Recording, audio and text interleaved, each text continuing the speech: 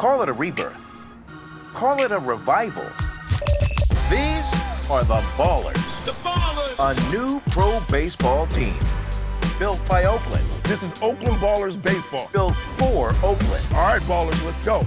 Broadcasting free to the Bay.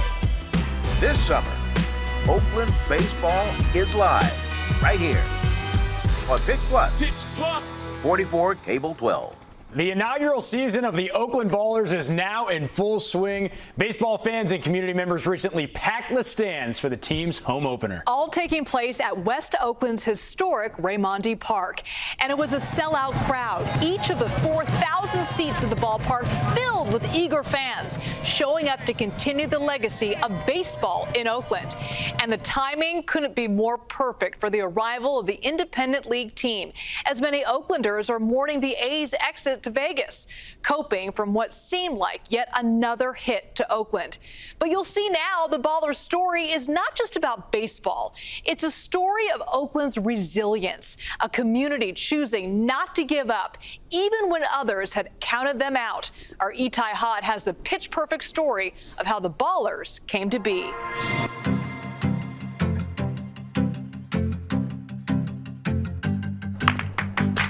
Ever since they were little kids, Paul Friedman and Brian Carmel have always thought of themselves as a winning team. What's up? But these days, they're focused on owning a winning team. I think we're both guys that probably have a pretty fair amount of chutzpah. A year after the Oakland A's threw fans a major curveball by skipping town, these two best friends decided to swing for the fences. We just thought, well, why don't we do something about it? Let's start a new baseball team, because this can't be the end of baseball in Oakland. And so, the Ballers were born. A team they hope will become the next big chapter in Oakland baseball history. When we first came up with the idea, we told some of our friends, and you know, They laughed at us. They laughed. We got some laughs. It all started in high school when Paul, a baseball fanatic, moved to Oakland from Chicago not knowing a single soul. But it was during those games watching the A's that he met Brian, and the two hit it off. It's amazing the connections that you make through sports, through baseball. Like, you keep them for life. Affectionately called the Bees, the Ballers are in a whole other league. Literally, they'll be playing ball in the Independent Pioneer League, an MLB partner based in the Mountain West. And since the league requires an even number of teams, You ready? Paul and Brian also created the YOLO High Wheelers based in Davis, California. But if you think owning two teams is all fun and games, wait until they play each other. I think both teams really want to win. We met Paul and Brian at UC Davis as the Ballers and High Wheelers played a friendly matchup. Who are you rooting for? Can't ask us that. They say both teams will eventually be open to fan ownership. Until then, all eyes will be on the inaugural game, when the Ballers and High Wheelers face off, this time for real. It's probably going to be hard for Brian and I to keep it together. I know it's going to be hard for It's you going to be keep it hard. Paul cries a lot. Now, they hope their teams step up to the plate and hit it out of the park.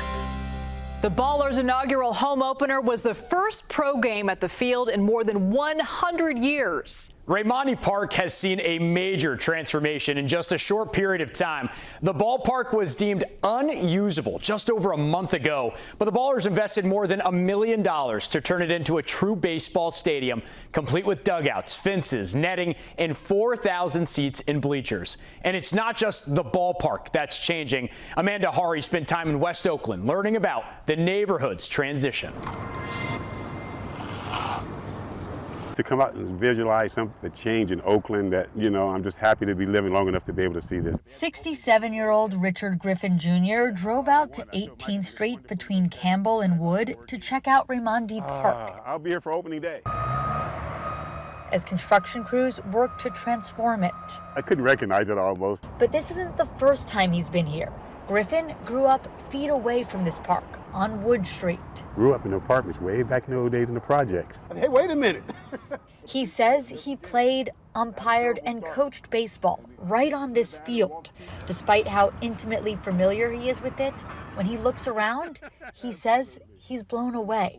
And when I rode out here and saw all the new buildings and the apartments and condos, it's like a whole new town. And I was saying, wow, this is a minor league town. Just more than a year ago, this street, Wood Street, was home to Oakland's largest encampment.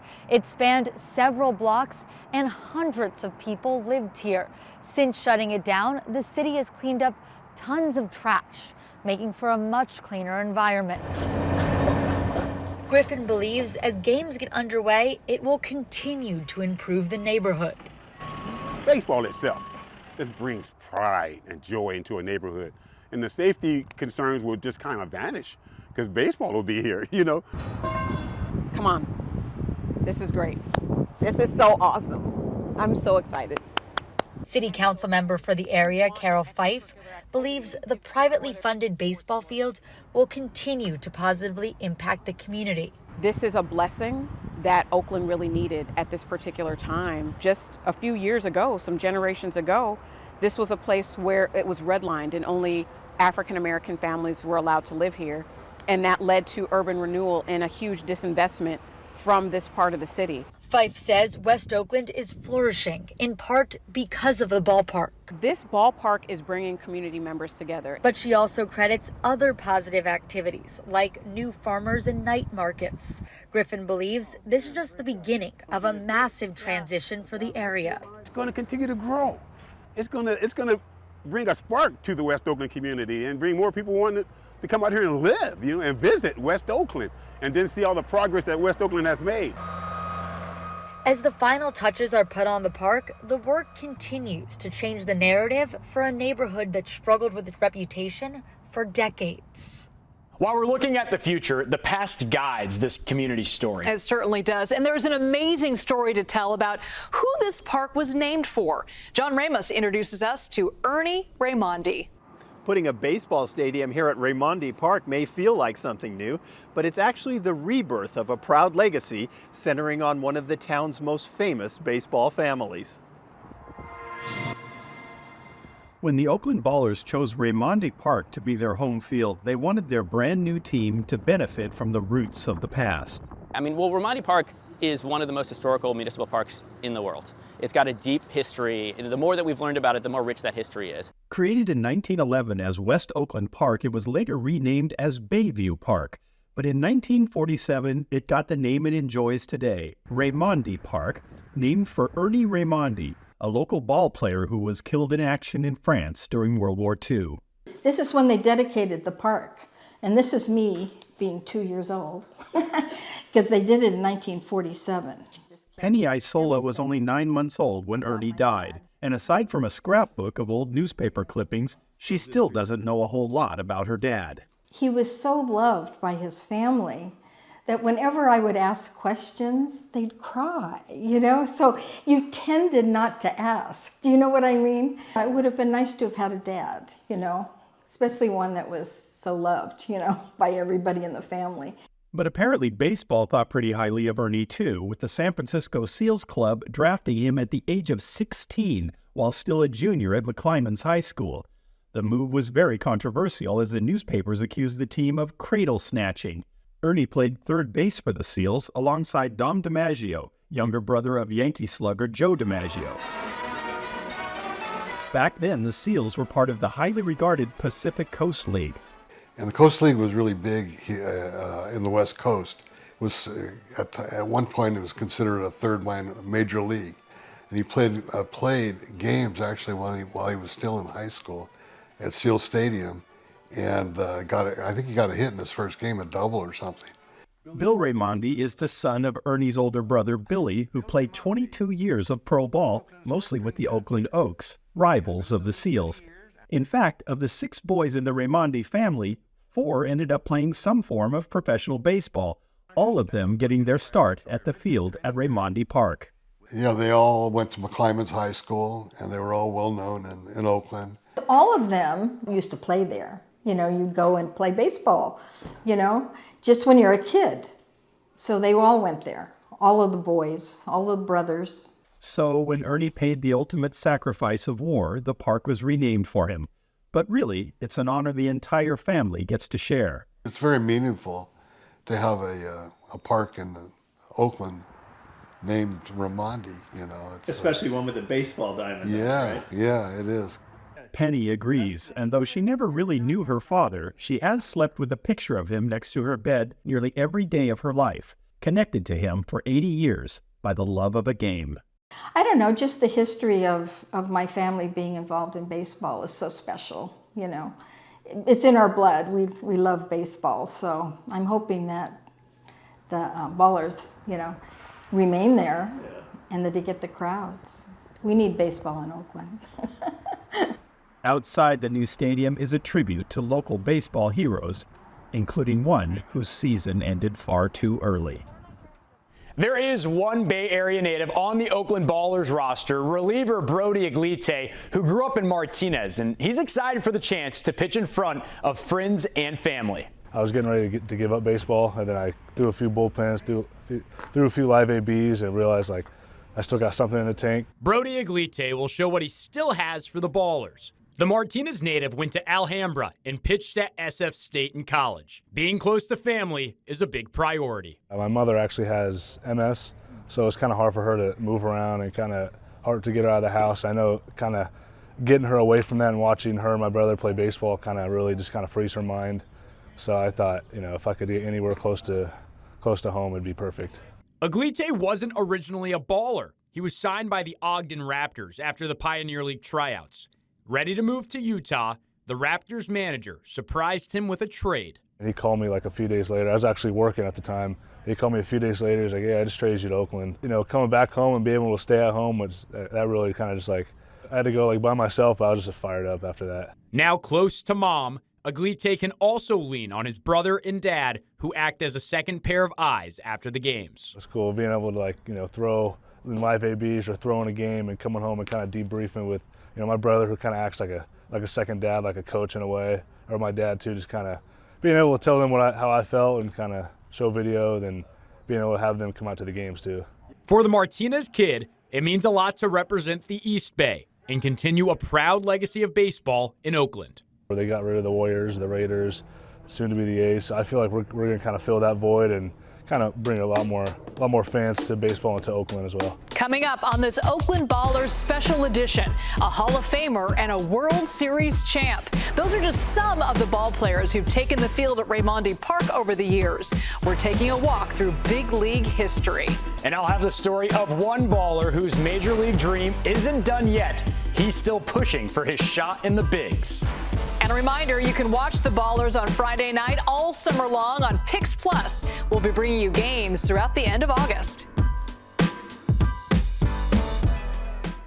Some big league stars, a Hall of Famer, and a World Series champ played at Raymondi, and it's against that backdrop, that rich history, that the Ballers now take center stage. Yeah, Devin Feely has a story on how the Ballers are following in the footsteps of some legendary players. The area is full of baseball history. Here now is Kurt Flood. The pitch on the way. A single by Flood.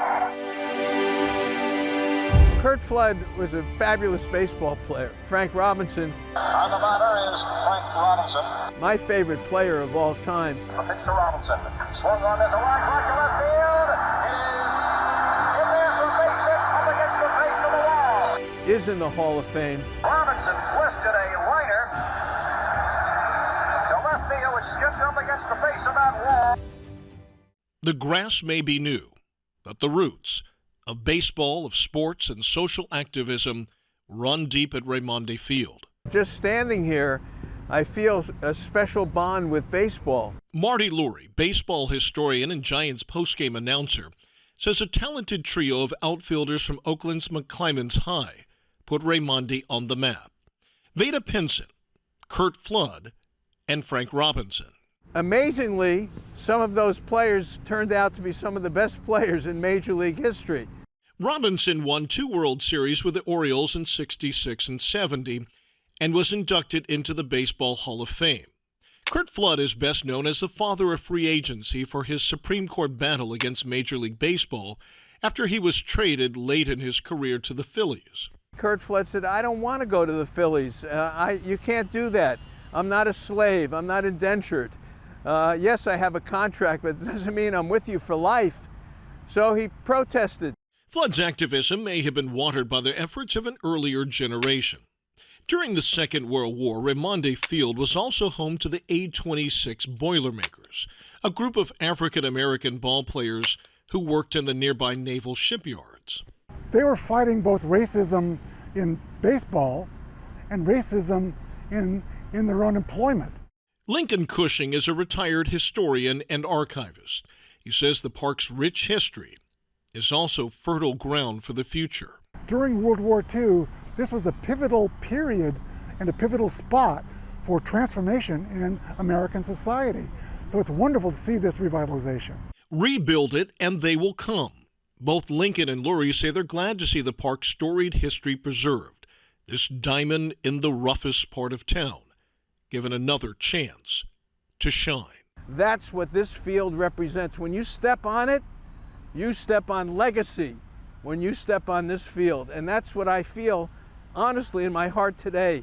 The Ballers play for the love of the game and the hope, the dream of making it to the bigs, and they have to take some inspiration from the world-class players who have stepped on that field in generations past. Taking you to a current trailblazing player who's now sporting a Ballers uniform. Pitcher Kelsey Whitmore. Now, we met Whitmore back in 2016 when she first played for the Sonoma Stompers.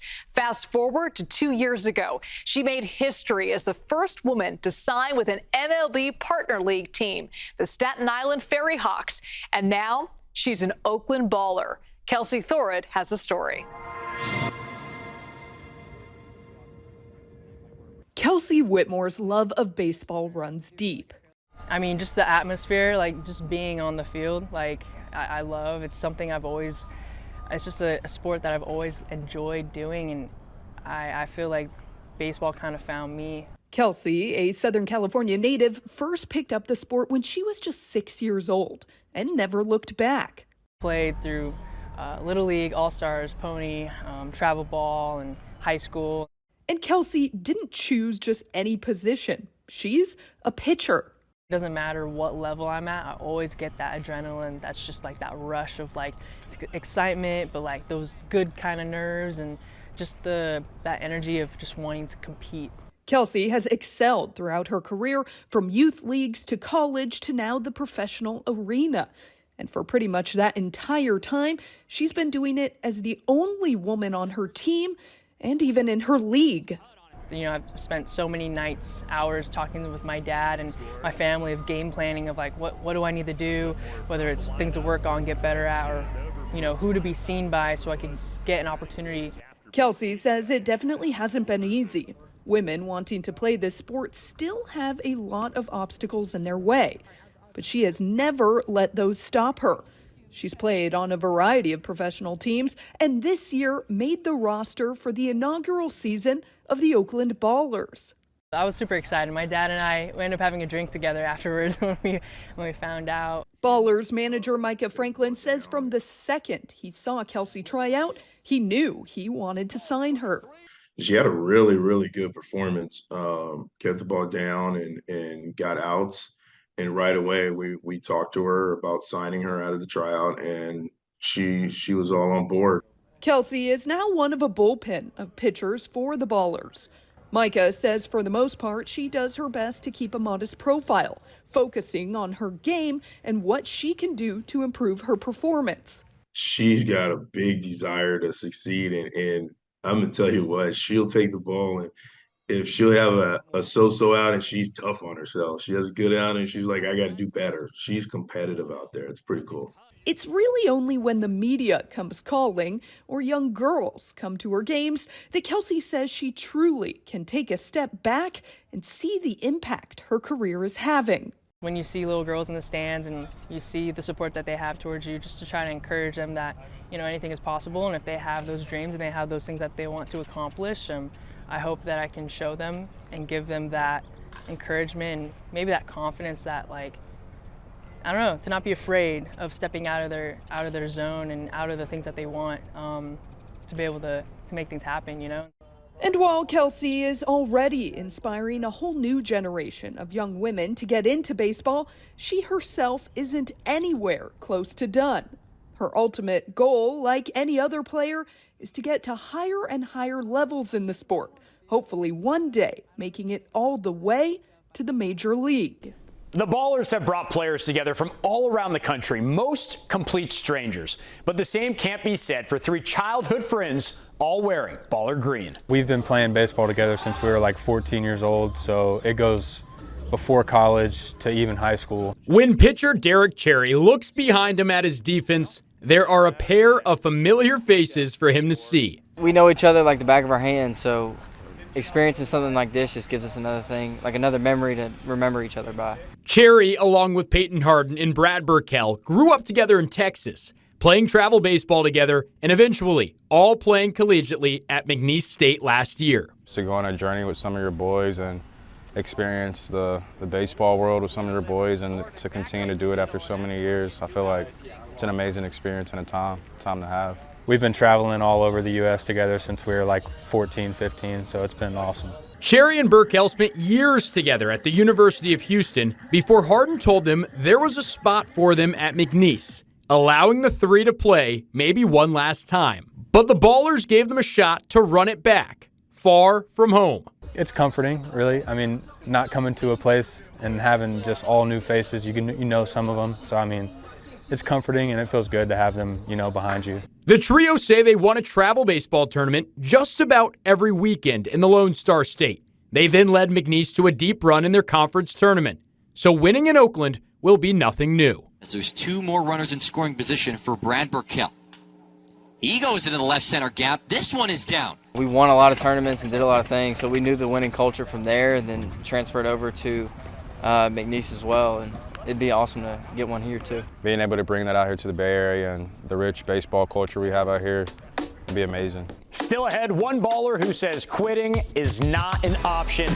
The major league dream isn't done for this guy. How he's still pushing for his shot in the bigs. In independent ball, the major league dream is never done, even for one baller who's on the older side of the roster. One guy said, "You might be the grandpa of the group." I was like, I don't know, man. I'm a pretty good-looking grandpa, I think. Bradley Berett is the ultimate journeyman. The 29-year-old has had no shortages of stops in his baseball career. College, I played at, two JUCOs. I played at South Florida State College, and then I played at Eastern Florida State. Then I transferred to a four-year university and went to Weber International. I got signed by the Southern Illinois Miners up in Marion, Illinois. Played for them for a little bit, then their team got released from them, took a little time off and got re-signed in the Frontier League for the Sussex County Miners in New Jersey. The Jacksonville, Florida native now finds himself thousands of miles from home, still doing what he loves. People have asked me like, well, when are you gonna give up? Are you gonna stop? I'm still gonna keep playing baseball regardless until I cannot throw the baseball anymore, because you only got so many in the tank. When he isn't on the diamond, he keeps a steady job, running a concrete business with one of his friends. It's a tough job, but it gets to pay, pays the bills. Winning is an addiction for Berett, who wouldn't give up the game for anything. I'm in control up there. I'm the quarterback of the baseball team when I'm up there, so I feel like that's cool, but that's a really big responsibility. I go out there winning. That's it. Here it comes from Berett. Swings on it, floater into shallow center field. Coming in is Harden. He camps under it, and he makes the grab. Berett, who last pitched in the Jacksonville area men's leagues, has come in to get the save. He loves being a baller, but knows he won't be satisfied until he gets his big league shot. Somebody's going to buy out this contract. Better believe that. Somebody will. By the end of this season, I'm 100% confident that anybody on this coaching staff is going to get it done. 10 out of 10. Coming up, when it comes to defense, the Ballers have a 6-time Gold Glover coaching them up. So we had to put the current players to the test to see just how much they knew about one of their coaches' playing days. And a reminder, you can watch the Ballers on Friday night all summer long on PIX Plus. We'll be bringing you games through the end of August.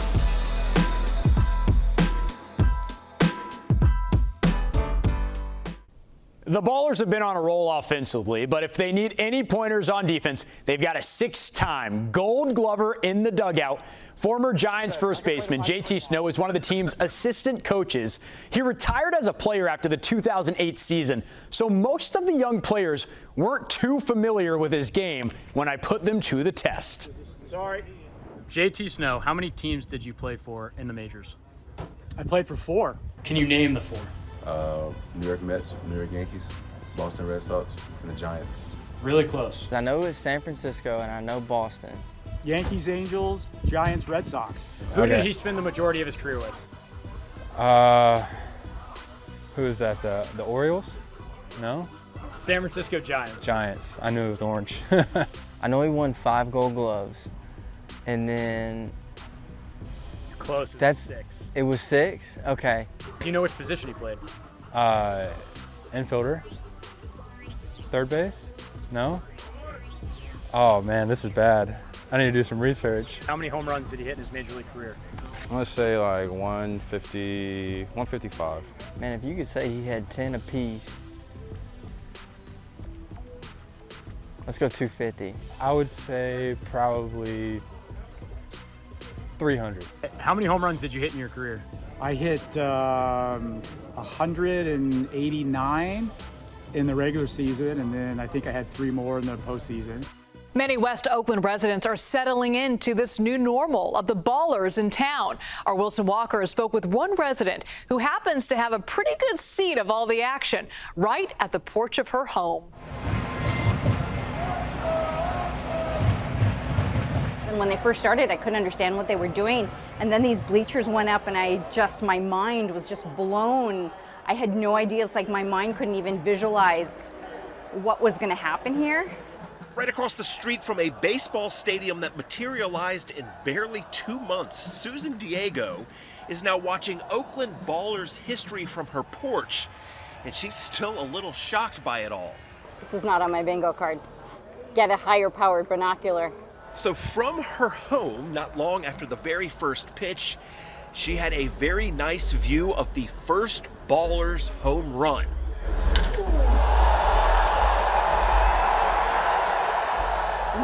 That is worth it. To hear that, that's crazy.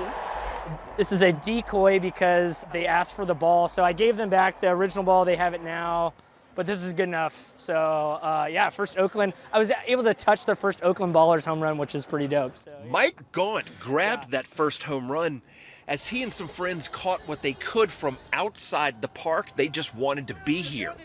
This is awesome. This is so amazing. I mean, it's great that the community put this together. I actually came down 2 days ago, and there's people volunteering to get the stadium together. That's awesome. That's how Oakland is.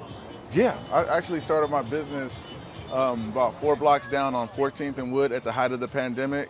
Jonathan Brown says the team and all of the visitors that are descending on the neighborhood are transformative. The foot traffic is phenomenal.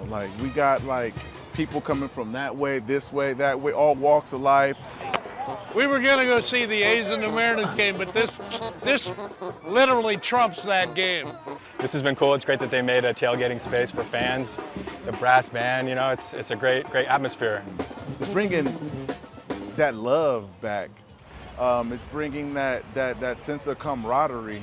I think it's gonna bring that back to the community. So the neighborhood is getting used to the newest addition, what traffic is like, where to stand to catch a little glimpse of what's going on, or maybe even a ball. Rolled right by me and I jumped off the table and scooped it up, and I think this might be one of the second homer of the game. And it all happened in just a couple months. The town's new baseball team right in West Oakland, right outside Susan Diego's porch. That's amazing. I love that sound. Thanks so much for watching. We look forward to continuing our coverage of the inaugural season of the Oakland Ballers. And don't forget, over on PIX Plus, you can watch all the Ballers on Friday nights all summer long. Thanks for watching. Hey, thanks for watching. In order to enjoy more videos like this, please like and click the link below. Lower left. Click it. Bang it. Smash it. To subscribe.